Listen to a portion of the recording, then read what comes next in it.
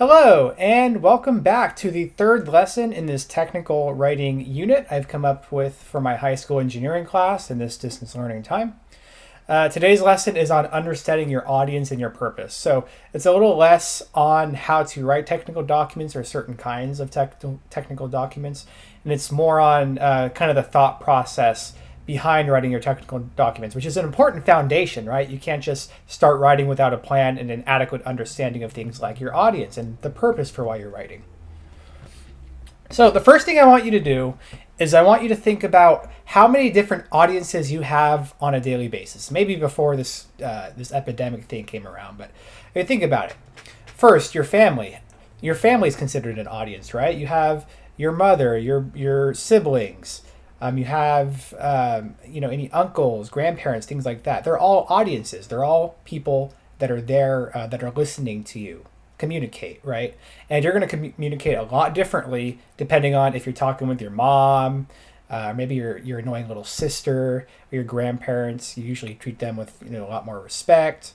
Think about your boss, right? Whenever you enter into the work field, maybe you have an internship pretty soon, or eventually you just get into the career or work type environment. You're going to have a boss. You're going to communicate with your boss, who is an audience to you, very differently probably than you communicate with all these other scenarios. Let's say you're working at In-N-Out. You're going to communicate with that customer pretty differently and uniquely as well. And that's even if you're ordering something from fast food or maybe a restaurant. You're going to communicate with that person much differently. With your friends are very casual, very laid back. Your guard is kind of down, and so you're going to be a lot more free with what you say. The audience it's a lot less stressful than other audiences you might be doing on a daily basis. That's me. That was me my first day at Mission Oak, and what happened? And down here, the dog. You're going to definitely communicate differently with this thing, with a pet, right? You're going to do the baby talk. You're going to do commands. You're going to do all this stuff that you're not going to do anyway with the rest of these audiences. So just keep in mind how many different audiences you have on a daily basis, and the different ways you are communicating with them. So think about the same audiences that we just went over, except not just generally how you communicate with them, but how would you write a proposal if you're proposing them for something? With your family, you're talking to your parents. How are you going to propose that you're going to borrow a car, right? Chances are you're going to be fairly polite. You might butter up your parents a little bit.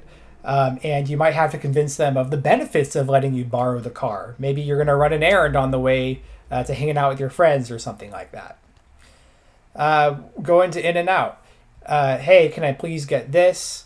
Or if you're working there, oh, would you like this? I can recommend this, etc. To me, your teacher, how can I improve your grade?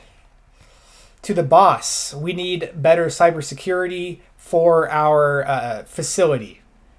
How are we going to do that? How can we do that? I have an idea. Here's my proposal. Your friends, hey, y'all, want to get some froyo? And then lastly, hey, come here, right? Again, you are proposing, whether it's formal, whether it's written, whether it's spoken, whether you're trying to persuade more people, whether it's a command. The way you're proposing to your different audiences on a daily basis is going to differ greatly depending on who you're talking to. So it's very important to understand your audience, because the most effective way you're going to reach them or persuade them to do something is to understand them and their motivations and the like. So, characteristics of an audience that you really need to consider when writing your technical documents. So first, their education level. You don't know if you're going to be communicating with someone in an organization that barely finished high school, someone that has a master's degree, someone that has a higher understanding of technical terms, of lower terms, things like that. Very important to understand the education level of your bosses or coworkers or just anyone in your organization. Professional experience, similar ball field. you need to understand whether someone has a large experience, small experience, whether they're specialized in one field, whether they're a jack of all trades, they have a little bit of experience here and there in a bunch of different things, and how well you need to communicate certain terms and certain ideas to people within your organization. Their job responsibility, are they kind of lower on the totem pole? Maybe they're in a manufacturing facility and they're running the machines.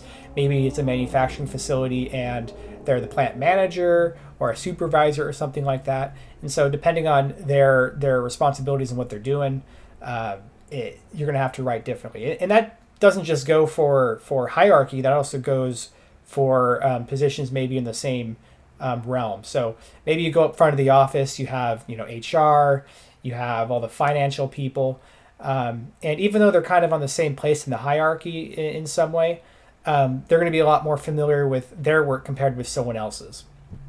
Any kind of personal preferences, maybe some people have the ability to read longer documents without getting that tired. Some people don't have patience to read through really anything. And so you probably want to gauge your audience, especially if it's a smaller one and it's easier, to see how you're going to structure and write your documents. Culture norms. Culture norms are a big one, especially in the United States, since we have so many immigrants and so many people that have come from different countries and are here on visas and things like that. Depending on who you're talking to and where you are, maybe you're going to go work abroad or something in somewhere in Asia. There's a lot. The behavior over there is a lot different when it comes to workplace stuff, and therefore communication, how you communicate with people. For instance, in Japan, when Japanese people in the business world hand people certain documents, especially like business cards, they do it with two hands. And when you take them, you don't just take them with one hand like you would do here in the United States. You also take it with two hands. It's a sign of respect. If you just do it with one hand over there, it's seen as disrespectful, and you'll probably lose some business. So you want to be aware of any cultural norms that are prevalent, whether you're in a different culture area, or you're interacting with people over here that are from different cultural backgrounds. Any other random personal characteristics? So how old people are, maybe your workplace is full of the young people. You're going to communicate with the young people a lot differently than the old people, especially with technology. Older people respond a lot better to in-person phone calls, whereas young people might do a lot better with email and videos and things like that. Whether someone is male or female, also might make a difference in how you write, or what you're writing about, or your audience, or something like that. Are they primary, secondary, or tertiary audience? So whether the technical document explicitly refers to the person that is reading it, or maybe something nearby, or maybe a group that can possibly benefit from your document, but maybe not. As an example, if you're writing a maintenance manual for a machine, the primary audience for that technical document is going to be mechanics, right? They're going to be the ones reading it, going through it, and performing the maintenance on the machines. Secondary might be like a supervisor who's not explicitly using the information, but they are reading the information to maybe plan out the maintenance, or to make sure the mechanics are doing the correct work. Or the tertiary audience might be a line operator or something like that might not really have to use the information in there, but it might benefit them here and there somewhere. Some of it might be effective for them, but generally the information is not written for them. And then lastly, digital or print. There is a big difference between having a document in your hand and reading it on paper and having access to it online. And not only that, the medium is going to be different, whether it's a document like a doc or something handwritten, or it's a video or something like that. How you are delivering this technical document is going to vary from audience to audience based off of whether it's going to be something physical or something online. Okay, and a tool that is sometimes used to organize all of these characteristics is called an audience profile sheet. There's not a lot new here. This is just a great way to list out all that information. So you have education level, you write that down, experience, the job responsibilities, expectations about the document, so like the personal preferences, things like that. So it's a good way to just kind of organize everything and a good way to preliminarily start writing your document so you have a good foundation. Now, let's talk about purpose. So the audience is very important, and it's important to consider the audience for your technical writing. But aside from the audience, you're always going to have a purpose for writing technical documents. And I have a list of them here, and that's going to vary depending on what kind of documents you are proposing as well. So for instance, your purpose for writing might be informing, right? And common technical documents that are built to inform people are something like a news article or journal article. Then, of course, your resume and cover letter, right? Especially with the resume and cover letter, since the English class is covering those two topics right now concurrently. Think about who is going to be reading your resume, who's going to be reading your cover letter. It's very important to structure your technical document based off of who you think is going to read it and what information you think they're going to want to see. Requesting, most common one is going to be like a funding approval form, or some kind of proposal where you need funds to purchase something or to maybe hire new personnel or something like that. Requesting is maybe one of the more common forms of technical communication in the business field, especially. Instructing, so operation maintenance manuals or assembly manuals, that would be the number one thing. And those are prevalent everywhere in the manufacturing industry, even at home and things like that, which we'll get to, I believe, next lesson. Proposing, the go-to example is a proposal. You're trying to convince or persuade someone to do something for you, whether it's supply you with money or to give you some kind of product with correct specifications. To recommend, again, the go-to would be the recommendation report, which is you're going to back up using a lot of evidence. So the report is generally pretty beefy. For recording purposes, maybe inside a facility you have an inspection sheet or you have a bridge that needs to be inspected every once in a while per state or city regulations. You're going to be recording information, and so it's important that that record keeping sheet is very clear to the person performing the inspection, or anyone really that is going to go back and refer to that inspection sheet at some point. And then I also put time study here. Time study is a very common document used in the industrial engineering field, and it's used to document how long a certain process takes in an effort to cut down the time and make it more efficient. And then lastly, you're going to want to persuade using your technical writing. The obvious go-to answers are like a sales catalog, just general advertising. You're driving on the side of the road here and you see advertising on a billboard. Maybe you're watching YouTube and an advertisement comes up, or you're watching TV, you still somehow have cable, an advertisement comes up. So there's also a bit of persuading also in the proposal, back in the proposal stuff, which again we'll get to probably 2 lessons from now, I think. So persuading actually has a larger role than a lot of people might think when writing your technical documents. Okay, so we're going to finish up here. And to finish up the subject material, I just put a bunch of examples of technical documents. And just take a look at these and think about which kind of audience or maybe the purpose that these technical documents had in mind when they were being made. So over here you have a user manual, right? Here's the front. It's fairly clear. It has the Samsung logo. We have I have a link to the manual here just so we can kind of take a look at the first few pages. Okay, very clear, very crisp. Now we know Samsung, and especially the phones, their products are very wide. The phones and kind of those pieces of technology aren't for just young people, a lot of middle-aged people, even older people. My grandma's using an iPad now, which is crazy. And so they have to write these instruction manuals with the general audience in mind. They're not for people that have a lot of technical experience. These are for the average person, right? The average person that's going to purchase their phone. So if you go here, it's pretty clear, pretty black and white. There are your simple icons with the good descriptions. You have your headings that we went over last time around.